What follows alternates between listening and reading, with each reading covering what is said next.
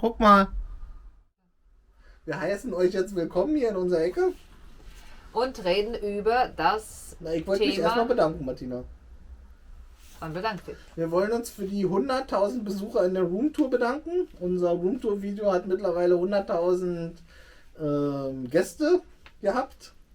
Und da kriegt er jetzt mal ein Dankeschön für. Da freuen wir uns sehr. Und wir haben in der ganzen Zeit jetzt sehr oft Kommentare beziehungsweise auch E-Mails ihr habt zu dem Thema, was wir heute vorstellen wollen, weil wir haben jetzt, glaube ich, zu Genüge gezeigt, wie wir das gebaut haben und wie es hier aussieht. Jetzt wollen wir euch auch mal erklären und ein bisschen harte Fakten liefern und Fachwissen geben, wie baut man so ein Fahrzeug eigentlich aus, damit es am Ende so aussieht wie unser. Und für das Fachwissen bin ich natürlich zuständig. Und da nehmen wir Martina jetzt ran, genau. Und zwar geht es um den Leichtbau heute. Weil die Frage ist, wir haben 7,5 Tonnen Gewicht dürfen wir haben und sind 1,3 Tonnen drunter. Und da war ganz oft die Frage, wie kann denn das sein, dass ihr euch hier komplett eingerichtet habt und kein Problem mit dem Gewicht habt. Im Sinne vom LKW natürlich. Und da hat Kevin eben die Sachen, die er berücksichtigt hat beim Einbauen, Umbauen, aufgezählt und erklärt euch, auf was er geachtet hat und wie man dann eben auf dieses wir beziehen uns jetzt auf dieses Gewichte-Video, das haben wir ja schon gemacht.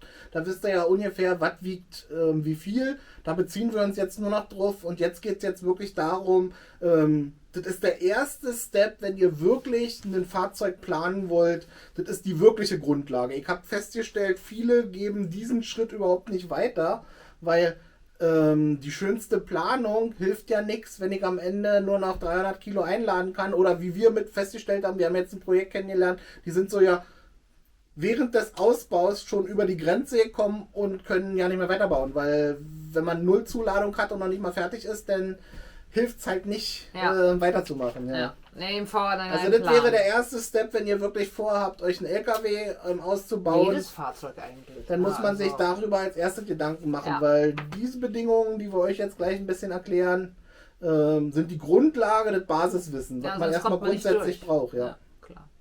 Also, der Punkt ist, was ist Leichtbau eigentlich? Und zwar unterteilt sich der Leichtbau in 2 Hauptkategorien, die da wären Material und Geometrie. Richtig. Das kann ich kurz umreißen. Und zwar beim Material ist klar, da wählt man möglichst leichte Materialien. Und bei der Geometrie, das ist die Kategorie, die die meisten nicht im Fokus haben, aber die wirklich wichtig ist. Da muss man halt wirklich ein bisschen Expertise haben. Und das ist der zweite Punkt. Wir fangen lieber erst mit dem Material an, Martina. Die Geometrie ist die Raumaufteilung, ne? Also und da weiter, aber da fangen wir später. Fangen wir mit Material an. Das war nicht unbedingt mein Lieblingsfach in meinem Matheunterricht. Also, ja, kommt zu dich. Also, Material, das heißt leichte Materialien, weil wir ja Leichtbauweise besprechen. Und zwar bei den Materialien sollte man möglichst die wählen, die für die Anforderung das geringste Volumengewicht haben. Das ist das spezifische Gewicht pro Kubikmeter oder meistens wird es ja in Meter gerechnet oder Kubikzentimeter, aber damit rechnet man eher weniger bei so einen Projekten. Und das ist eigentlich super einfach erklärt, da brauchen wir ja nicht lange. Also das würde sich, die Materialauswahl muss mehrere Punkte berücksichtigen. Und zwar, ich muss ein Material wählen, was möglichst leicht ist und meinen Anforderungen entspricht. Die Anforderungen können sein, zum einen Optik, Verarbeitbarkeit ist auch sehr wichtig. Was hilft eben das schönste Material, wenn man da das nicht wirklich in die Form kriegt, die man braucht. Die Haltbarkeit ist auch noch sehr interessant. Es gibt sehr leichte Materialien, die sind gar nicht strapazierfähig. Zum Beispiel hat man früher viel aus Pappe gemacht. Pappe würde man heute zum Beispiel nicht mehr nehmen oder Karton, weil einfach die Strapazierfähigkeit relativ gering ist. Aber man könnte dann durch, ne? Genau, das hat keine hohe Haltbarkeit, hat aber eine relativ gute Leistungsfähigkeit in der Gewichtsseite. Gut zu verarbeiten. Ja. Und die Schadstoffe sollte man ohne außer Acht lassen. Ich möchte mir jetzt hier das ganze Fahrzeug zum Beispiel nicht mit Plastik zuknallen. Das wollt ihr bestimmt auch nicht. Also es gibt auch Asbest ist ein Feuerflammenhemd. Aber an sich gibt es auch sehr, sehr, sehr leichte Materialien im Kunststoffbereich, aber die würde ich persönlich zum Beispiel nicht in Betracht ziehen. Also ich würde mir hier nicht... Was würdest du denn für Materialien hier in erster Linie empfehlen?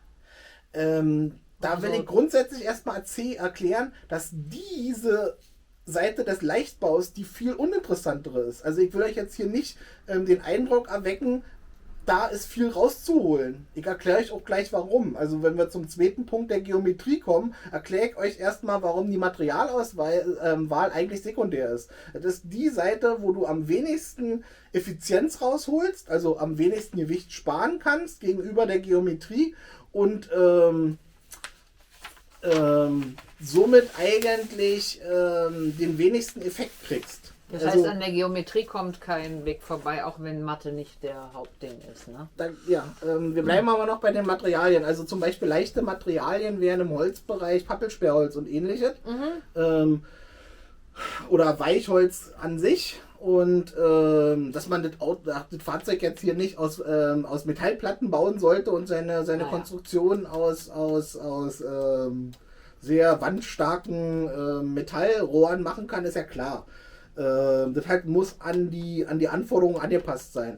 Aber die Materialauswahl ist grundsätzlich erstmal sekundär. Also da würde ich persönlich eher nach der Optik und der Verarbeitbarkeit gehen, als nach dem spezifischen Gewicht.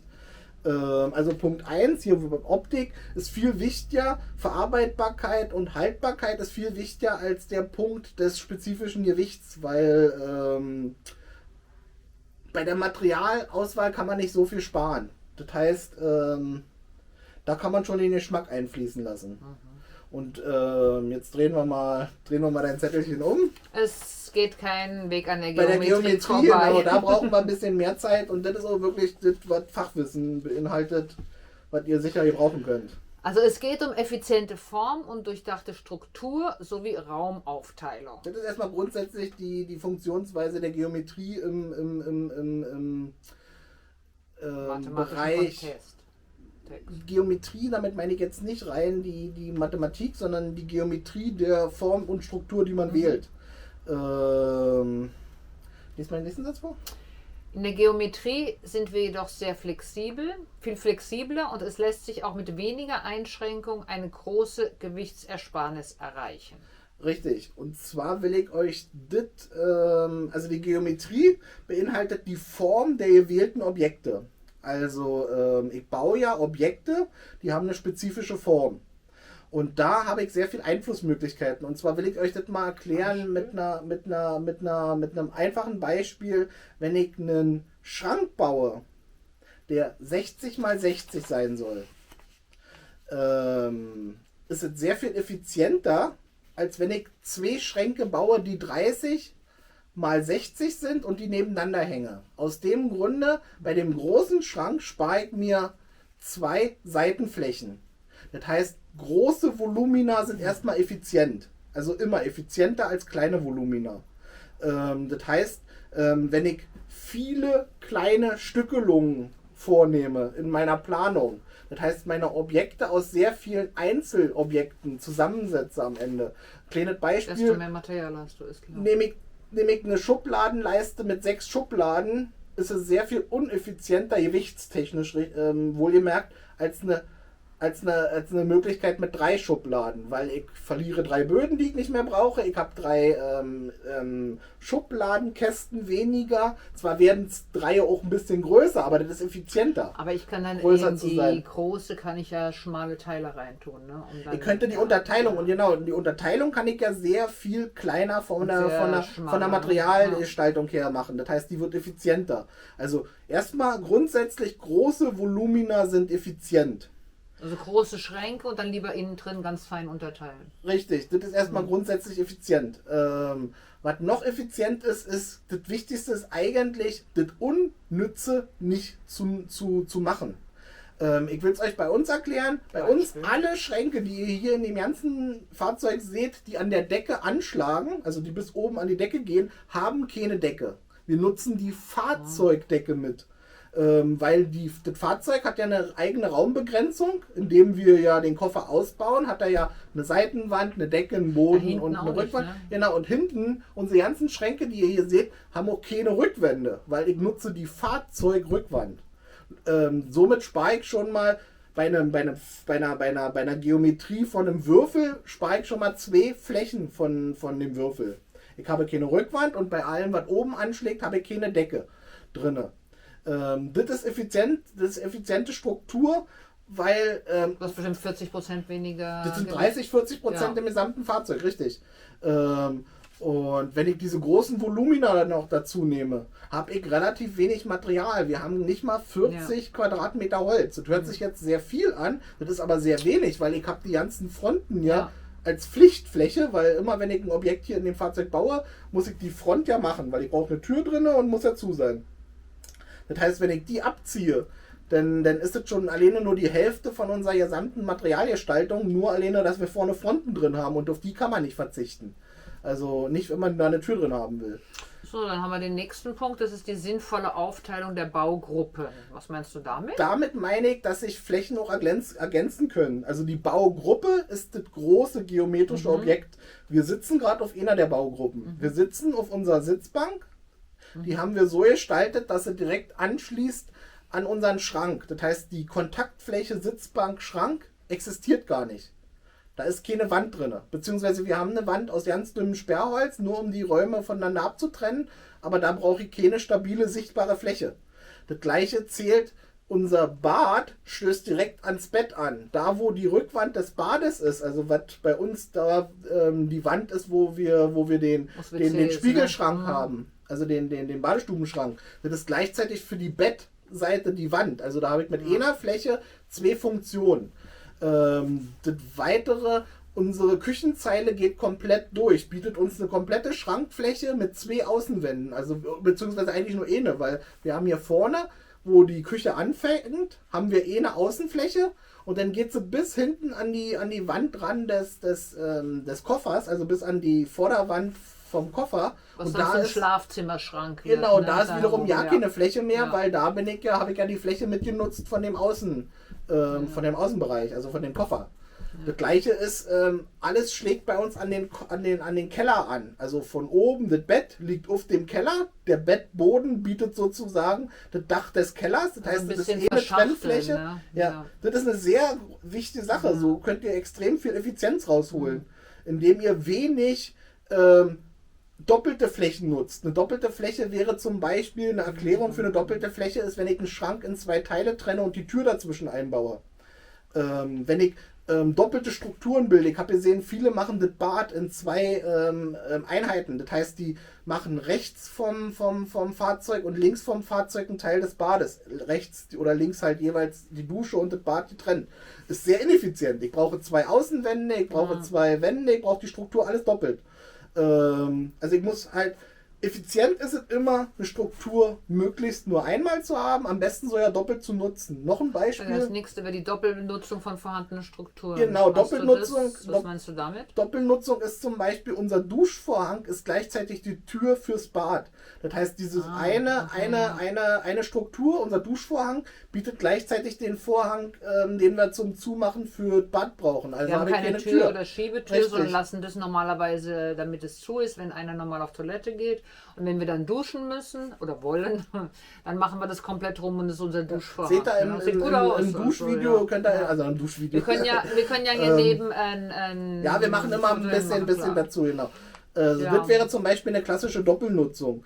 Davon haben wir mehrere. Also wie gesagt, der Bettboden ist gleichzeitig die Decke vom Schrank. Gut, das ist jetzt nicht exorbitant toll, aber es ist halt effizient. Es macht die ganze Sache immer leichter. Immer leichter. Umso weniger ich spezielle Strukturen brauche. Ja. Gut, dann hast du noch einen Punkt an die Belastung, angepasste Wahl der Struktur. Ja, das ist zum Beispiel eine Sache, dass man die Materialstärken ändert. Zum Beispiel will ich euch erklären, das beste Beispiel ist dafür der Boden. Wir haben ja einen Gesamtboden, der ist ja bis zum Keller komplett erhöht. Und nur auf diesen Laufflächen haben wir zum Beispiel 15 mm Holz genommen. Überall anders. Also das wären ja dann die Schränke oder der Boden von dem Bad. Überall anders haben wir 9 mm genommen. Weil ich habe da keine Traglasten, die ich abfangen muss. Wo wir nicht drüber laufen. Genau, ne? überall wo wir nicht laufen, ist das Material einfach auch dünner. Ja. Das gleiche, unsere Schränke, die ihr jetzt hier seht, alle die gebaut sind, da sind die Türen aus 15 mm Materialstärke, also USB-Platte. Wegen dem Scharnier. Wegen dem Scharnier, genau. Und alle anderen Flächen, die nicht die Türen sind alle aus 12 mm. Weil die Traglast von diesem Material ist so hoch, dass ich da immer noch in dem Bereich bin, dass sich da nichts verzieht oder so. Wir wollten sogar weniger, ne? Wir wollten 9, aber 9 mm, aber das haben wir fast nicht gefunden. Also hätte uns auch gelangt, Richtig. also da, wo keine Scharniere drin sind. Und an vielen Stellen bin ich sogar noch viel niedriger gegangen, da habe ich bloß 3 Schichten Sperrholz genommen. Also Sperrholz mit 3 in Schichten. Schränken drinnen, ne? Richtig, die ganzen Unterteilungen in den Schränken sind alles noch dünner. Ja. Somit spare ich nochmal Gewicht. Ich habe nur eine Schublade. Schubladen sind für ihren Raum, den die umbauen, extrem ineffizient. Sehr, sehr schwer, weil eine Schublade ist ein Raumfresser und ein Gewichtsfresser. Und eigentlich hast du für mich gebaut, ne? Weil ich gerne eine wollte. Eine Schublade musste sein. Was haben wir noch? Ein Badezimmerschrank, aber das ist ja keine Ausnahme. Naja, und das bringt halt am Ende sehr viel Gewichtsersparnis, diese Bauweise, und somit ist die Struktur, wie man seinen Raum aufteilt, viel wichtiger wie das Material. Weil wollen wir mal jetzt nochmal Bezug nehmen auf das Gewichte-Video, da habe ich euch ja erklärt, wir haben für knapp 100 Kilo Metall verbaut, für 300 Kilo Holz. Und für 700 Kilo waren die restlichen Einbauten. Also die 700 Kilo, die sind ja fix. Da kann ich nichts ändern, außer ich ändere die Technik. Die 300 Kilo Holz hätte ich jetzt durch bessere Materialwahl vielleicht noch halbieren können. Also 150 Kilo sparen. Das Metall, da hätte ich ja nicht mehr sparen können, weil da bin ich wirklich am absoluten unteren Minimum. Also da ist Leichtbau per Excellence. Das heißt, ich hätte bei der Materialwahl, wo die ersten an Leichtbau denken, also die meisten denken bei Leichtbau nur an Materialien, welche Materialien sind leicht, hätte ich maximal 150 Kilo einsparen können. Aber über die Struktur, die wir hier gewählt haben, also wie wir unser Fahrzeug grundsätzlich strukturiert haben, haben wir diesen ganzen Vorteil, beziehungsweise diesen ganzen Effekt gehabt, dadurch, dass wir so leicht sind, weil wir sind effektiv sehr, sehr leicht. Wir können 1,3 Tonnen zuladen, haben unser Schiebetürfenster, haben hinten eine Ladebordwand dran, also wir sind gestartet bei 4,9 Tonnen, das ist ja das Leergewicht gewesen vor dem Umbau, und sind dann jetzt nach dem Umbau bei 6,2 Tonnen. Das heißt, wir haben nur 1,3 Tonnen hier in das Fahrzeug eingefügt. Das ist sehr wenig für eine komplette Ausstattung mit Technik und allem. Ein komplettes Häuschen. Richtig. Und ich will euch damit sagen, dass wenn ihr anfangt zu planen, also euch ein Projekt überlegt, ich möchte einen LKW umbauen, oder das trifft ja überall zu, auch beim Van, überall, dann sind halt diese Geometrie-Sachen viel wichtiger. Also wie plant ihr euer Bett? Wo kommt es hin? Wo gestaltet ihr offene, freie Räume? Wo macht ihr eure Toilette hin? Viel wichtiger als fürs Gewicht, als am Ende zu überlegen, na, soll ich jetzt Pappelsperrholz nehmen oder doch lieber normales Sperrholz, also vom Buche. Das macht am Ende nicht mehr so den Unterschied. Ich denke, der Fehler ist, dass man einfach von zu Hause aus kommt und dann hat man seinen Schrank und jeder Schrank hat 1, 2 hinten, Boden, oben, unten. Ja, das ist dadurch, dass man das gewohnt ist, denkt man natürlich nicht dran, einen Oberschrank zu machen, der eigentlich hinten und oben nichts hat, sondern nur die eine Seite, und ja, das muss man halt erstmal sich realisieren. Aber wenn das mal gemacht ist, spart man natürlich viel. Und wie gesagt, die Effizienz kommt auch zum großen Teil davon, die Räume ordentlich durchzuplanen. Also dass ich möglichst viele Flächen nicht brauche. Also dass ich wirklich viele Flächen nicht nötig habe. Also keine Unterteilung zwischen Schränken machen, oder wo ich die Fenster platziere, macht auch total viel aus. Wenn ich für die Fenster eine Freifläche schaffen muss, also in einem Objekt, wo ich sowieso, also was ich umbauen möchte, muss ich immer eine Umbauung für das Fenster schaffen. Wenn ich viele kleine Klappen habe, ich habe viele gesehen, die machen ums Bett herum viele kleine Klappen, das ist ja alles süß und niedlich, da kann ich dann was drin packen, aber das ist auch eine wichtige Sache, die ich euch erklären will. Kleine Fächer sind ineffizient. Also wenn man kann in viele kleine Storage Places, will ich sie mal nennen, wesentlich schlechter Sachen drin packen als in einen großen. Aus dem Grunde, man hat meistens nicht so viele kleine Sachen. Also und selbst wenn, dann nimmt man eine Schuhschachtel und unterteilt die da drin. Genau, also man kann einen großen Place einfach immer unterteilen, indem man ihn aufteilt durch Objekte, die man drinstellt. Kann man mit einem kleinen nicht. Ich kriege in ein kleine 30 cm Fach nicht meine 35 cm lange Taschenlampe zum Beispiel drin. Das heißt, kleine Objekte sind generell erstmal vom Gewicht her uneffizient. Kleine Fächer sind immer schlecht. Aus gewichtstechnischen Gründen. Natürlich haben wir oben ums Bett, wisst ihr ja, auch unsere kleinen Fächer. Aber wir haben halt so möglichst wenig kleine Fächer gemacht, weil wie gesagt, die sind nicht effizient. Und die müssen immer umbaut sein, also die brauchen immer eine physische Abgrenzung zu dem Rest. Das heißt, ich muss immer ein kleines Fach bauen. Ich habe meistens eine kleine Luke oder einen Deckel. Das mal 20 genommen, da sind schon 100 Kilo, verschenkt sozusagen. In einem Fach, wo ich eigentlich mal ein großes Fach gemacht hätte und auch alles drin gekriegt hätte. Ja. Und so eine Sachen, das sind halt die Sachen, die braucht ihr am Start, dieses Wissen. Also wenn ihr jetzt anfangt, ihr nehmt euch eine Skizze, also ihr nehmt euch ein Blatt Papier, dann müsst ihr da an diesem Punkt an so eine Sachen denken, weil im Nachhinein das nochmal umzuplanen, ist ja nicht möglich.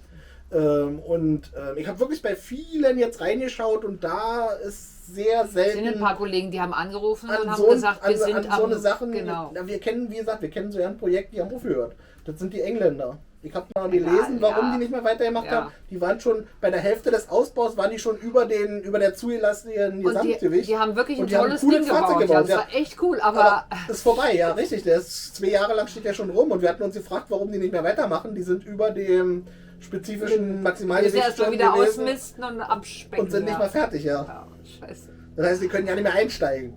Ja. Und das ist halt eine Sache, das ist Know-how, das müsst ihr am Anfang einsetzen. Ihr müsst euch überlegen, ob ihr irgendwo also möglichst viel Material spart, indem ihr Sachen zusammenhängt. Also einfach nicht benutzt. Genau, keine großen Aussparungen in die Flächen einbauen, weil jede Aussparung. Ich denke, man sollte, wenn man seinen Plan hat, sollte man einfach bei jeder Fläche vorne, rechts, hinten, links fragen, wozu man sie braucht und ob man sie sparen kann. Und wenn man hinten die Böden und die Decken und so weiter nur hat, um was drinnen zu haben, dann können die weg, ja. Ich meine, wir haben innen drin tapeziert, die Rückwand, sieht nett aus. Im Gegenteil, ist heller als hätte man sowieso diese Außenwand. Ja. Also diese Außenwand zum Beispiel, die habt ihr alle. Ihr habt alle eine Außenwand, ihr habt alle eine Decke, ihr habt alle einen Boden. Das heißt, diese Flächen, da braucht ihr euch ja keine Gedanken drum machen. Wenn ihr die Möbel sowieso selber bauen müsst, weil ihr sie nicht kaufen könnt, dann könnt ihr sie gleich weglassen. Also da braucht ihr dann nur eine Verkleidung. Da könnt ihr entweder drei Schichten Sperrholz nehmen, wenn ihr jetzt wirklich die Wand verkleiden wollt. Das ist schön leicht, aber da braucht ihr keinen vollvolumigen Schrank. Also, und eine Decke brauchen die hier sowieso nicht. Wie gesagt, das ist hier unnötig.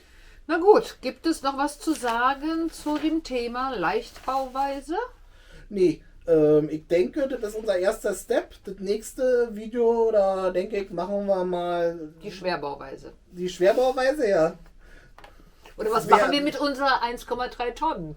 Naja, fast 700 Kilo sind ja schon unsere Zuladung.